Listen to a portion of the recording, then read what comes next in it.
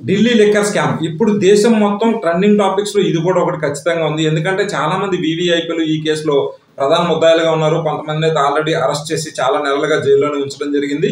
Recent గానే తెలంగాణకు సంబంధించిన కవిత గారిని కూడా అరెస్ట్ చేశారు. అదే విధంగా ఇప్పుడు సెన్సేషనల్ గా ఢిల్లీ సిట్టింగ్ సీఎం అయిన అరవింద్ కేజ్రీవాల్ గారిని ఇదే కేసులో అరెస్ట్ చేసి జైలుకి తరలించడం జరిగింది. అసలు ఈ కేసు ఏంటి, ఎందుకు ఇంత వీవీఐపీలను అరెస్ట్ చేయడం జరుగుతుంది, అసలు ఇది ఎంత పెద్ద స్కామ్ అనేది ఈ వీడియోలో తెలుసుకునే ప్రయత్నం చేద్దాం. Hello guys, this is Naveen Chennuri, welcome back to my channel. ఢిల్లీలో మొత్తం 864 లిక్కర్ షాపులు ఉన్నాయి. అందులో సగం అంటే 50% 432 షాపుల్ని ఢిల్లీ గవర్నమెంటే రన్ చేసేది. అంటే ప్రభుత్వమే మద్యం దుకాణాలని రన్ చేసేదన్నమాట. అయితే వీళ్ళకి ఆ ప్రభుత్వం రన్ చేసినప్పుడు కూడా లైసెన్సింగ్ ఇవ్వడం, వాటిలో పారదర్శకత రావాలని చెప్పేసి వాళ్ళు కొత్త లైసెన్సింగ్ పాలసీని తీసుకురావడం జరిగింది. అది నవంబర్ 2021లో. అయితే ఈ పాలసీ ద్వారా గవర్నమెంట్ కి 9,000 కోట్ల ఆదాయం వస్తుందని చెప్పేసి గవర్నమెంట్ అయితే ప్రూవ్ చేయడం జరిగింది. గవర్నమెంట్ చెప్పినట్లుగానే 9,000 కోట్ల రూపాయల ఆదాయాన్ని వాళ్ళు చూపించగలిగారు. 27% ఆఫ్ గవర్నమెంట్ రెవెన్యూ ఓన్లీ ఈ కొత్త లిక్కర్ పాలసీ ద్వారానే రావడం జరిగింది ఢిల్లీకి. అయితే ఇది చాలా పెను సంచలనమైంది ఢిల్లీలో. ఈ పాలసీ ద్వారా గవర్నమెంట్ కి చాలా డబ్బులు మిగులుతున్నాయి, చాలా ప్రాఫిట్ అవుతుంది. అండ్ లిక్కర్ లైసెన్సింగ్ లో కూడా చాలా ట్రాన్స్పరెంట్ గా ఉంటున్నారని చెప్పేసి చెప్పడం జరిగింది. అయితే ఇక్కడే కొన్ని విషయాలను అయితే ఢిల్లీ చీఫ్ సెక్రటరీ అయినటువంటి నరేష్ కుమార్ గారు ఈ లిక్కర్ పాలసీలో కొన్ని అవకతవకలు ఉన్నాయి అని చెప్పేసి ఢిల్లీ లెఫ్టినెంట్ గవర్నర్ గారికి దృష్టికి తీసుకెళ్లడం జరిగింది. అయితే ఢిల్లీ లెఫ్టినెంట్ గవర్నర్ గారు దీని గురించి కొంచెం రీసెర్చ్ చేయించిన తర్వాత దీన్ని ఖచ్చితంగా ఇందులో స్కామ్ ఉంది, దీన్ని ఖచ్చితంగా సిబిఐ ఎంక్వైరీ చేయించాలని చెప్పేసి సిబిఐ ఎంక్వైరీ చేయడం స్టార్ట్ చేశారు. రాష్ట్రానికి 9,000 కోట్లు అండ్ 27% రెవెన్యూ పెంచిన ఒక పాలసీలో స్కామ్ ఎలా జరిగే అవకాశం ఉందని చెప్పేసి అందరూ ఆశ్చర్యపోయారు.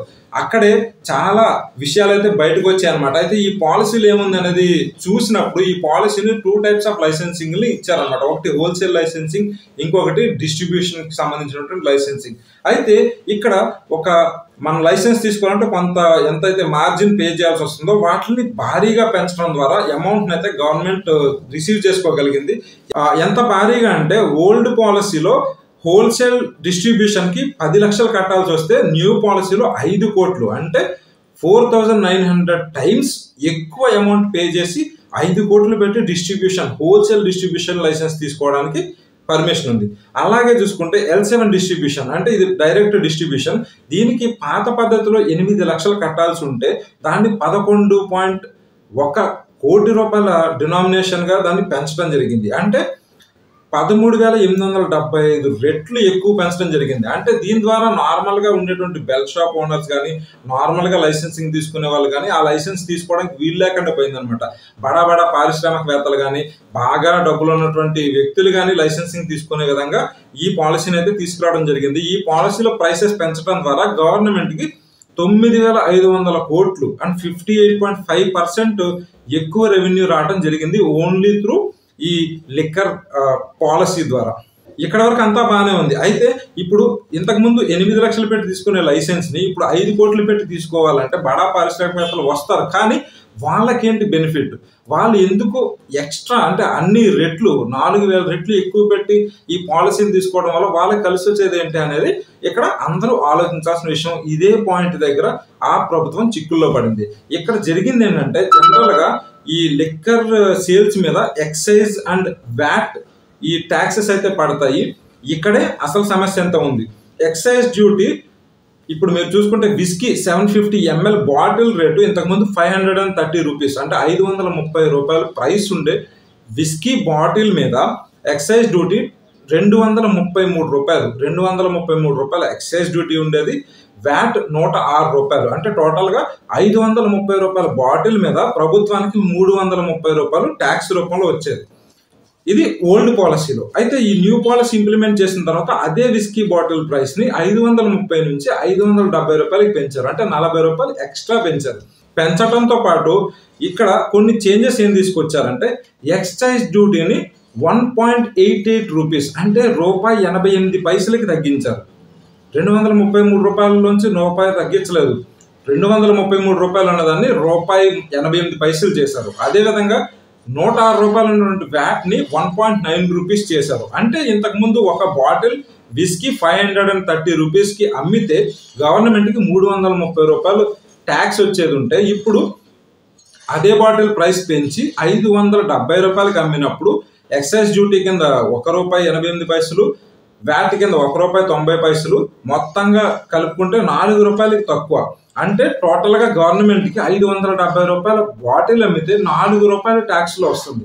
ఇంతకుముందు వచ్చే 330 రూపాయల ట్యాక్స్ ఎక్కడ, ఇప్పుడు వచ్చే ₹4 ట్యాక్స్ ఎక్కడ? అంటే ప్రభుత్వ ఖజానాకి ఒక బాటిల్ సేల్స్ మీద ₹326 లాస్. ఈ ₹326 బాటిల్ మీద ప్రైస్ తగ్గించుంటే ప్రజాధనం సేవ్ అయి ఉండేది, ప్రజల దగ్గర నుంచి పర్చేసింగ్ కెపాసిటీ తగ్గేది. అదేవిధంగా ఒకవేళ ఈ ₹326 అలాగే ఉండుంటే ప్రభుత్వ ఖజానాకి అమౌంట్ వచ్చేది, ప్రభుత్వ ఖజానాకి గండి పడేది కాదు. కానీ ఈ ₹326 ఇప్పుడు ఎక్కడికి వెళ్తున్నాయంటే ఎవరైతే ఈ లైసెన్సింగ్ తీసుకుని డిస్ట్రిబ్యూషన్ చేస్తున్నారో, ఎవరైతే ఈ లైసెన్సెస్ తీసుకున్నారో వాళ్ళకి వెళ్ళడం జరుగుతుంది అనమాట. ఎంత ఫేవరిజం జరిగింది ఈ పాలసీ ద్వారా కొత్తగా లైసెన్సింగ్ తీసుకున్న ఆ పారిశ్రామికవేత్తలకు కానీ ఆ సిండికేట్స్కి కానీ. అయితే ఇక్కడే ప్రధాన సమస్య అనమాట. వీళ్ళకి ఇంత ఫేవర్ చేయడానికి ఇప్పుడు ఈ లైసెన్సెస్ని తీసుకోవడానికి చాలా మంది గ్రూప్స్గా వచ్చి వాళ్ళకే లైసెన్స్ ఇస్తే వాళ్ళు కొంత బ్రైబ్ ఇస్తామని చెప్పేసి చెప్పడం జరుగుతుంది. అదేవిధంగా ఇక్కడే బ్రైబ్స్ తీసుకున్నారు, హండ్రెడ్స్ ఆఫ్ క్రోర్స్ ఇక్కడే చేతులు మారాయి, మనీ లాండరింగ్ జరిగింది. వాళ్ళకి కావాల్సిన వాళ్ళకి లైసెన్సింగ్ ఇచ్చుకోవడానికి కొన్ని గ్రూప్స్గా ఫార్మ్ అయ్యి వాళ్ళు సిబిఐ చెప్తున్న ప్రకారం సౌత్ గ్రూప్గా ఫార్మ్ అయ్యి కవిత గారు ఇక్కడ లాబీయిజం చేశారని చెప్పేసి వాళ్ళు ఆమెని అరెస్ట్ చేయడం జరిగింది. అదేవిధంగా ఈ టోటల్ పాలసీకి సూత్రధారి అని చెప్పేసి డిప్యూటీ సీఎం అయిన మనీష్ సిసోడియా గారిని అరెస్ట్ చేయడం జరిగింది.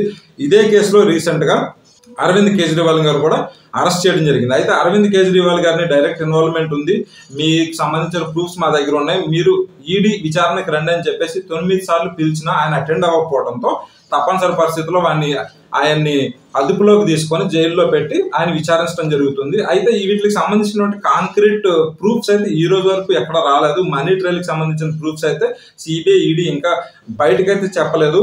బహుశా అవి కోర్టు పరిధిలో ఉండొచ్చు లేదా ఇంకా ఎంక్వైరీ స్టేజ్లో ఉండొచ్చు. కానీ ఇప్పటి వరకు మాత్రం ఆ మనీ ట్రయల్కి సంబంధించి ఏదైతే మనీ లాండరింగ్ జరిగిందని చెప్తున్నారో లేదా ఇంత బెనిఫిట్ వల్ల వాళ్ళు లైసెన్స్ పొందారని చెప్తున్నారో దానికి సంబంధించినటువంటి వాస్తవాలు మాత్రం ఇంకా బయటికి రాలేదు. ఈ పరిస్థితుల్లోనే అరెస్టులు చేయడాన్ని పలువురు ప్రతిపక్ష పార్టీలకు సంబంధించిన వాళ్ళైతే ఖండిస్తున్నారు. ఏదేమైనప్పటికీ ఈ స్కామ్ అయితే ట్రాన్స్పరెంట్ గానే కనిపిస్తుంది.